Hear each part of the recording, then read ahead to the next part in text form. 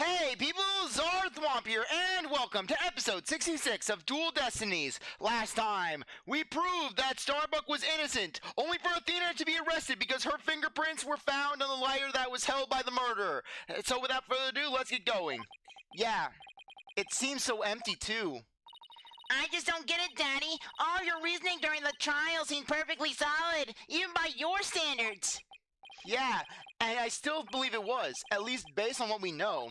But now, Athena is the one who's being accused. During the trial for the bombing and the murder that occurred at the Cosmos Space Center, the lighter used by the real culprit was found. This lighter proved the defendant, Solomon Starbuck, innocent. But Athena's prints were found on it instead. And she was subsequently arrested for the murder. But Athena couldn't have done it. It just doesn't make any sense. Athena would not carry a lighter. She would just fumble in the dark, and then she'd just start punching things at random. She wouldn't care who she hit. She'd just be punching. She wouldn't be able to see, but she would just be swinging anyways. No, none of it does. I've been racking my brain, but I just can't figure it out. Where's the flaw in my reasoning? What have I got wrong with this case? You know, Daddy, if Athena was here, she wouldn't just be sitting around thinking. She'd be out there doing something. She'd forget all of her stuff, but she would be trying. You are going to defend Athena, right, Daddy? Of course I will, and thanks, Trucy. I needed that push. Trucy's right. The trial's tomorrow. There's no time to waste. If I'm going to prove Athena's innocence, I'd better get out there and find some evidence. Off we go, then. We're on a hunt for evidence that prove Athena's innocence. Great. Before we go, I'd better tidy up the evidence I have on hand. Unnecessary evidence left at the office. Athena's probably still in the middle of being questioned. So Trucy's right. The thing to start with is talking to people at the Space Center. Yeah, though anyways, basically one thing about this game in Spirit of Justice that you'll notice is that basically Trucy gets absolutely sidelined. Basically, just in this game, Trucy, all she has is a little bit of involvement in Monsters Turbat with getting things introduced, basically setting up the whole oh hey, we're going to Ninetales Vale, and then just this investigation portion right here. But then, the rest of the game, she's pretty much in the background. And likewise, that's pretty much how it is in Spirit of Justice. In fact, it's even worse in Spirit of Justice because Trucy is only mainly present in one case. Yeah, from what I heard, it could have been potentially just how Trucy was perceived in the Japanese version as annoying, because basically in the North American version of the game, basically Trucy is portrayed in a similar light to Maya. However, basically in the Japanese version of the game, Trucy is essentially more or less a cutesy anime girl, where basically she talks in the first person and just tries to be a stinker in a way. So anyways, let's go. Actually, first things first, we gotta present the badge. I guess presenting your attorney's badge is like your quick trick, huh, Daddy? So it's just a trick to you, huh? Well, you are one of the talents in our Write Anything agency, after all. But I have to say that an attorney's badge won't get many laughs. Oh, in that case, Trucy, you've never been to the prosecutor's office. Yeah, I can just imagine, basically, Maverick goes to a comedy club. All they would have to do is just flash a defense attorney's badge, and he'd just be laughing his ass off. It's hilarious because they think that it's an actual profession. I don't care if I don't get laughs, as long as I can clear my client's name. That's a good one, Daddy. I'm no match for you, though, Trucy. Daddy, you should be careful about showing evidence to a magician. That's true, you can make anything disappear. Now, I could take this knife and I could go stabbing people. Well, anything up to about a yard in diameter anyways. My magic panties are in extra-dimensional space. I guess only a space probe can help us figure out how they work then, huh? Yeah, knowing Trucy's magic knowing how the Ace Attorney universe is, I wouldn't be surprised if Trucy's magic panties were somehow home to a pocket dimension. Basically, Apollo actually falls in the panties, he just vanishes for about a week.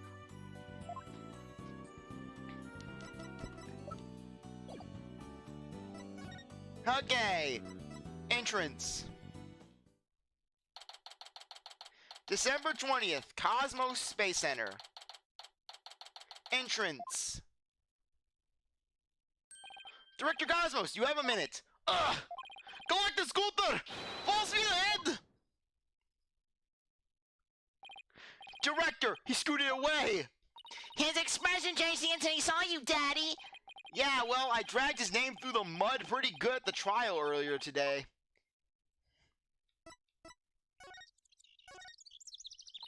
I still can't believe Apollo really left us. The Judas Polly. It was so sudden. Maybe he got tired of being my assistant for my magic tricks. Or maybe his best friend was just recently killed? Not to mention the fact that basically just he was in a very not to mention he was caught in a whole bombing incident. He got wounded and then he got bludgeoned on the head by some deranged bomb unit guy. I don't think it's your fault, Trucy. But my man cleaned the toilet a lot. And I never paid him. And I made him go bring me the newspaper. It was my fault. I just know it. Oh, Apollo. I really don't think it was your fault, Trucy. But I didn't realize Apollo was wearing so many hats around here either. How could they suspect Athena? It's just ridiculous. Now, Polly, I can understand them going after Polly because he's got that whole angry disposition, like he's got a grudge against the world. But Athena, she was the well-adjusted one of the agency. It must be some kind of conspiracy. A conspiracy, huh? Well, it certainly is some kind of mistake, that's for sure. First of all, we have to bust Athena out of the detention center. Then we have to chase down the people who framed her. We'll get vigilante-style justice, Gramarye style. We'll burn their houses down. We'll burn the city down. We'll sneak around the world from Kiev to Carolina with the fuzz hot on our tails. Isn't that exactly the same as the plot to a movie you watched the other day? Yes, this is why Phoenix needs to keep track of what Trucy's watching.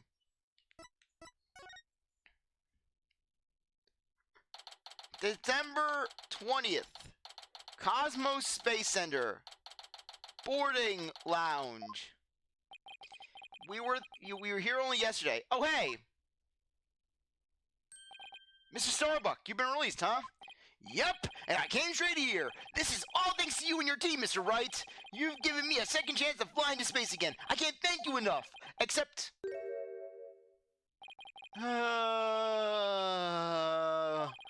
What's wrong? I thought he'd be happy to be acquitted. As I was coming out of the detention center, I saw Miss Sykes. She was really thrashing about. They had to restrain her and just strap her to a cart. It was like something out of Silence of the Lambs. You know when he had Hannibal Lecter on that cart? It was like that. They even put the face mask on her. He saw Athena. I was at a loss for words. I didn't know what to say to the poor girl. And then, you know what? She flashed a peace sign at me. Congratulations on your acquittal, she said. Now you can go back into space someday. Yeah, that sounds like Athena. I just picture it. But I saw her eyes. They were red and swollen from crying. She's gotta be suffering. She must be so worried. I can't go to prison. I won't be able to survive there.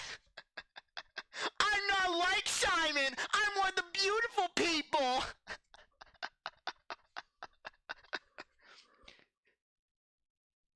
And yet she went out of her way to be nice and give me that big smile. She held back her own tears so she could give someone else a smile. That's so Athena. Meanwhile, Polly would just be a sourpuss the entire time because he's selfish. There's no question about it. That girl is innocent. Please, Mr. Wright, you have to make sure she goes free. And then they can put me in prison instead. I don't mind. We can't have that either, Mr. Starbuck. Don't worry, Mr. Starbuck. I'm going to give her the very best defense I can. I promise to get her acquitted, just like I did for you. I know she'll be alright with you in her corner. I know you'll never give up on her. Apollo is a fine boss to look up to. And that Apollo... So, let me tell you about my workday. You want me to tell you about Trucy? Do you know anything about this piece of evidence? No, sorry, I'm so useless. No, it's alright. There's no need to get all depressed. I still can't believe Launchpad 1 was switched with the Space Museum. What could make Director Cosmos do such a thing? I guess he really wanted to push the gift shop. He wanted us to. You see, recently he tried to push out some Director Cosmos plushie that if you squeeze it says one of 700 phrases. I said that it was a horrible idea. Clay said it was a horrible idea. Or I just wanted to burn it. I guess he wanted us to really buy it. I haven't the foggiest idea. So there never was gonna be a launch that day. Not from the very beginning. I wonder if Clay knew. I imagine he must have. Surely he would have noticed when you went to board the rocket. It's pathetic to think I was the only one who got taken in. But I guess that's about how it goes when you're worth less than space debris. Is he gonna be alright, Daddy? His expression looks as dark as a black hole. Well, that's just how he is. Mr. Starbuck, do you remember anything about the murder? Not really. I only saw a shadowy figure in the dark after all. Yeah, I guess that was a little too much to hope for. Hey, I heard something from the police though. They said that they never did find a 10 caliber gun down the trash chute. Just as I thought, the culprit must have carried it away with them when they escaped. So was the person you saw holding a gun, Mr. Starbuck? I couldn't really tell. But it was Athena. But it wasn't Athena, right? Could you tell if the person was male or female, tall or short? I can't even tell you that much. Man, I'm useless. When the culprit opened the door and some light came in, I should have been able to see. The door. Ah, yes. As I recall, they opened this door here as they made their escape. The door to Launchpad 1, right? Yeah, except right now, the door leads to the Space Museum. You mean the Launchpad and the Space Museum are switched right now? Yeah, they're trying to investigate the theory you came up with in court. So they're recreating the conditions, huh? I'd like to see what's beyond that door now. Mr. Starbuck, could you open this door for us? Sure, just let me have my print scanned here.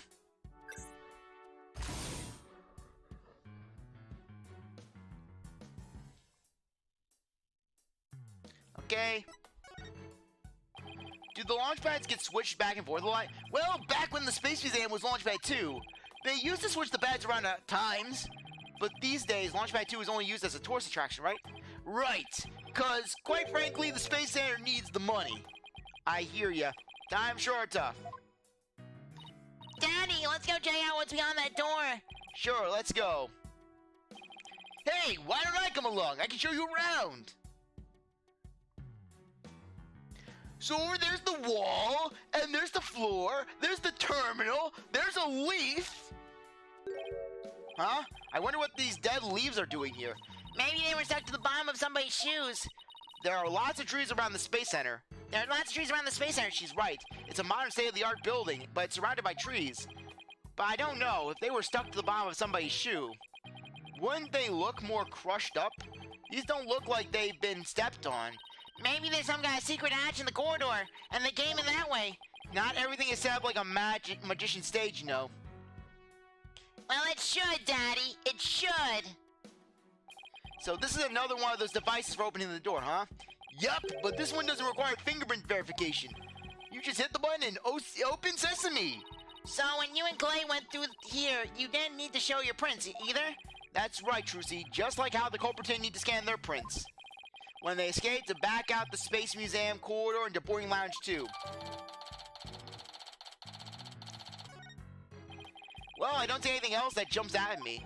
And I imagine this corridor is built exactly like the Launchpad 1 corridor.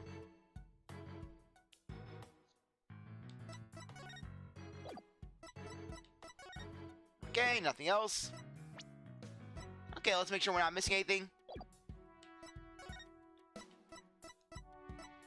Okay. December 20th, Cosmos Space Center. Entrance. Curse that wretch who sullied my good name. Reverse course and full speed away. Director Cosmos, wait. I'll handle this, Daddy. Take that! Gah! This the mobility system has been compromised! Trucy's knife, though, is a direct hit to one of his tires. And the streak continues. Just says Trucy with the smile of a serial killer. Maybe I should have kept a closer watch on what tricks she's been practicing. My dear old battleship, we've fought many a skirmish together. It has been an honor. Daddy, he's gonna blow that thing up! He's gonna go Predator on it! Nah, I bet all that button will do is make it go haywire again. Very well, I surrender. As a prisoner of war, I expect to be treated honorably. Excuse me, but about this piece of evidence, let me ask you a question. Okay, we already went through that. Switching the launch pads. Director Cosmos, when you were talking in court about switching the launch pads, you used your right to remain silent about the reason as to why. I'd like Director Cosmos to tell us why he switched the two launch pads to begin with. Please, I can't. I exercise my right to remain silent. But I will say, my hands were tied. I was only doing what I could to keep my men from getting caught in that blast. The center of the cosmos is shrouded in mystery, but I don't have any secrets left. Now that my battleship has been destroyed and I have been taken prisoner!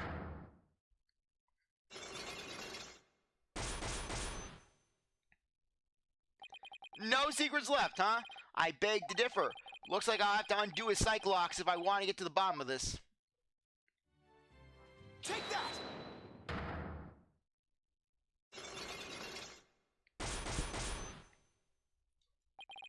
Behind the switching of the launch pads.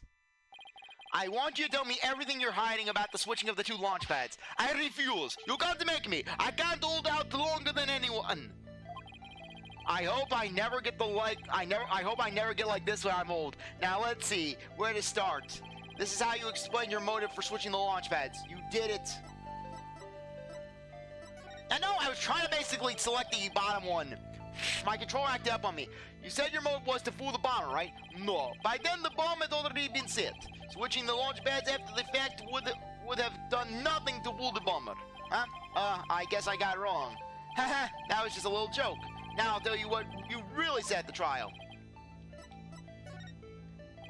Thanks to your switching of the launch pads, the astronauts escaped injury from the blast. Instead, they safely boarded the museum's rocket, far away from the actual explosion. Humph! My astronauts were willing to go on an authentic adventure in space. Now, how do you propose I had them board a fake rocket without them noticing? I agree you couldn't have done it without help. For one, they would have figured it out the instant they stepped into the space museum. You figured you could fool Mr. Starbuck once he'd been drugged with his medication, but without the help of this person, it would have been impossible to pull your plan off. Trucy! Simon Blackwell! Simon threatened Clay into going along with it. Aura destroyed Clay psychologically. She put salt in his coffee. Take that! You must have gotten Mr. Turan to help you. Ugh! He stole the tranquilizers from his mentor's locker and slipped them to him. And then, with Mr. Starbuck in a daze, they boarded the replica rocket in the museum. Ah! Somebody please help this poor prisoner of war! How is he able to spin around like that? If you really wanted to save the astronauts' lives, shouldn't you have just called off the launch? If I could have done that, do you think I would have gone through all that trouble? I guess he must have had a compelling reason why he couldn't call it off. But how did you know to switch the pads in advance of the bombing incident? Well, that's because... Ugh, I was warned in advance. Once I received that warning, it was my duty to ensure my astronaut safety. But it was just a warning. It could have even been a prank. Why'd you believe in it so completely? But because I went to one of those mediums that everyone's talking about these days. Oh, I didn't realize channeling was back in vogue. And then Maya sent me a call. Nick, what the hell? Channing has always been hip. You with me and I'm cool. I'm the coolest person you know, you old man.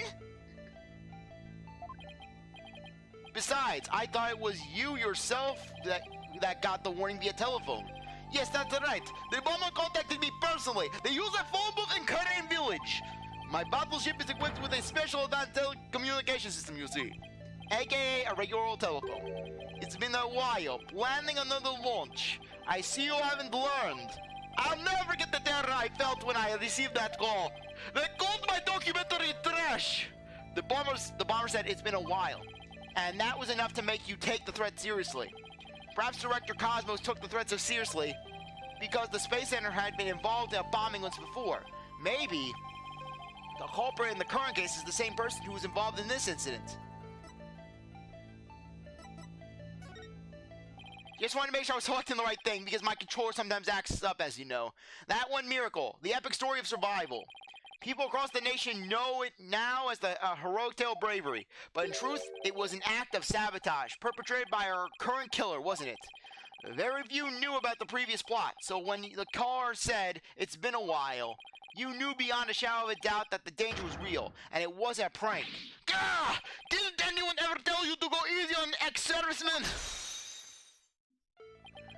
Yes, that one miracle was really a desperate battle against an act of sabotage. I lost the life of one of my staff members in the fight. Sabotage, murder. So this is the ugly truth behind the Hat One miracle. Let my guard down. I thought the saboteur had been caught and that the case was closed. Huh? Wait a minute. The murder at the Space Center 7 years ago. This must be the person Director Cosmos thought was the culprit. Take that! Simon Blackwell, the murder suspect in a case that happened here 7 years ago. The place and time of these two incidents, the murder and the sabotage, were the same. So you thought that he committed both crimes. But while Prosecutor Blackwell was behind the bars, you got another threatening call. No, really, you think, yeah, but I could easily imagine if Cosmos didn't get that call, just in court. Oh, look at you, Mr. Blackwell. You think that you can intimidate me? You tried to destroy my Hot One, but you failed, and it only made me stronger and wiser. If the culprit this time is the same as 7 years ago, then it isn't Simon Blackwell. Realizing that, you were shaken. It meant the true culprit has been running free all this time. Ugh. How do you keep seeing right straight through me?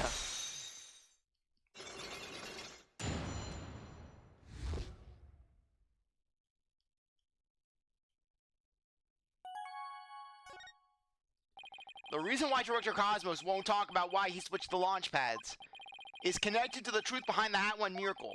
The sabotage and murder that happened at the Space Center 7 years ago. Director Cosmos, tell us what you're hiding. If you really want to understand the reason I decided to switch the launch pads, we'll have to start with the story of that horrible nightmare from 7 years ago. 7 years ago? You mean the so-called Hat One miracle?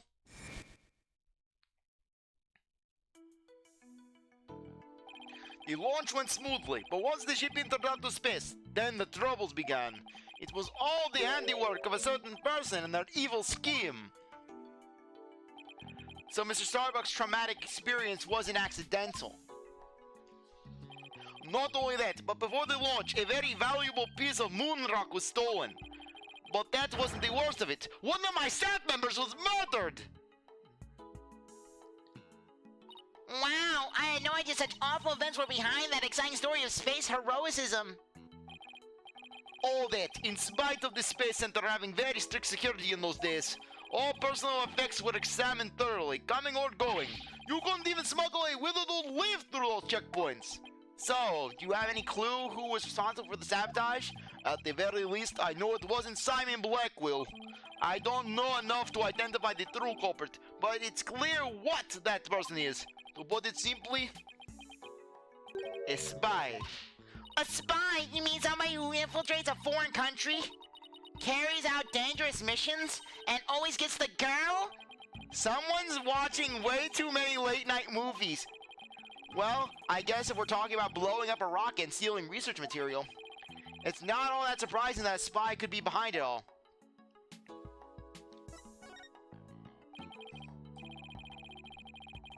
Make no mistake, There's cutthroat rivalry between nations in the space R&D race. Some try to outdo others by any means possible, even deliberate obstruction. 7 years ago, we got a call before they launched warning us of sabotage. The same MO as this time. Yes, and here I thought that the perpetrator had been caught, but it looks like I was wrong. Prosecute Blackwell seems more like a ninja than a spy, don't you think? Aren't ninjas and spies basically the same thing? And then Simon hears that response, and then Simon just breaks out of prison. He breaks down the wall, and then just does a beeline to the space air. Right, Dono? How dare you assume that a ninja and a spy are basically the same thing? That's like saying an apple is the same as a grapefruit. Ninjas are elegant assassins in the daylight. A spy, meanwhile, just slinks about. But there's good reason we failed to find the real spy. A massive cover-up by the government. Government officials were too embarrassed to admit that they had allowed such a thing to happen at the hands of a spy. Don't tell me they made the police rush the investigation. They did indeed. And then, to cover up the sabotage, they cleaned up the story. And that was the Howard miracle, wasn't it? But then, 7 years later, the same MO, advanced warning of sabotage. That must have been the director's reason for switching the launch pads. 7 years ago, the spy gave you advance warning of their plans, just like this time. That was what made you decide to switch the launch pads, wasn't it? Well, that's right. The caller knew the facts of the case 7 years ago, despite the cover-up.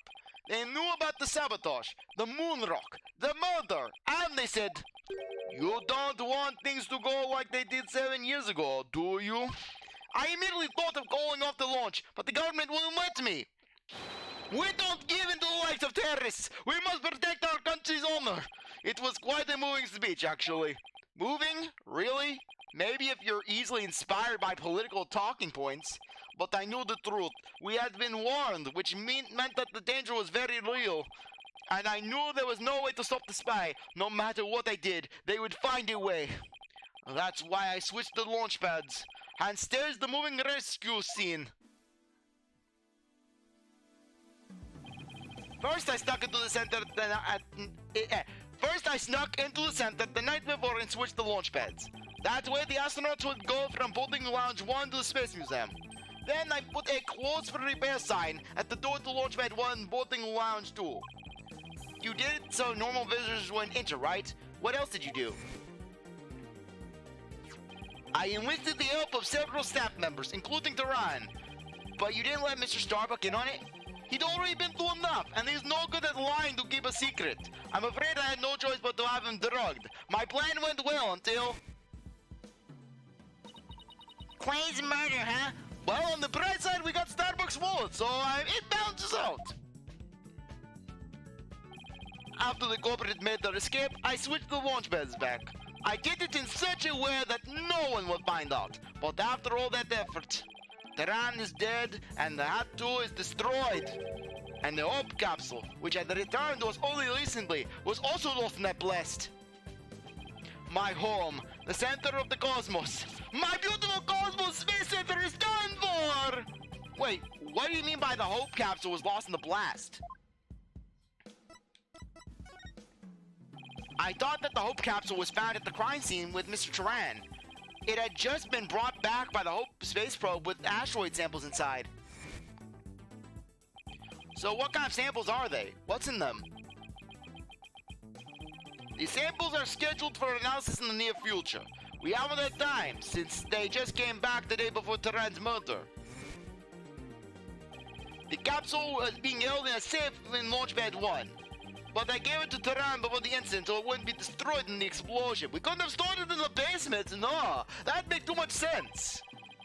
The idea was that, with it safely in Turan's possession, he could make it look like he rescued it during the staged miraculous escape. But our precious research material ended up lost to that explosion anyways. But I thought Clay was supposed to keep it safe. He failed me.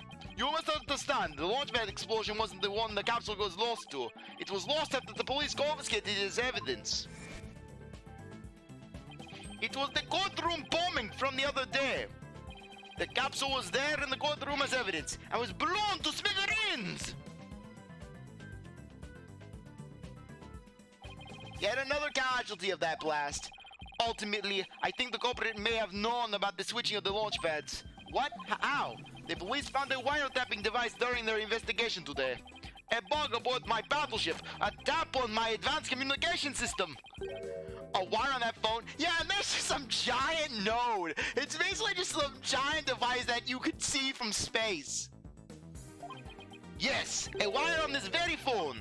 I use this phone to give instructions to my staff about the launchpad switch. Just to the few select members who knew about the plan. Just before the incident, staff members were coming in and out of launchpad 1. The culprit probably slipped in with them amid the confusion and planted the bomb then. Yes, if they were tapping your phone, they would definitely pull something like that off. So you really think the same spies behind this incident this 7 years ago? Yes, I'm sure of it. Then the spy must be the phantom Prosecutor Blackwell has been chasing. But Prosecutor Blackwell told me once. The hunt I've been on for the phantom of 7 years past continues even still. For starters, that case happened right here at this very Space Center too. So if we can find this phantom... That's right, we can clear Athena's name. And then there's the matter of Prosecutor Blackwell too. What about him? Well, if the culprit of 7 years ago is the same person as in the current incident, it would mean Prosecutor Blackwell is innocent. That's still an if though. I wonder how dangerous that guy would be in court without handcuffs. But we're gonna go, son, count me in.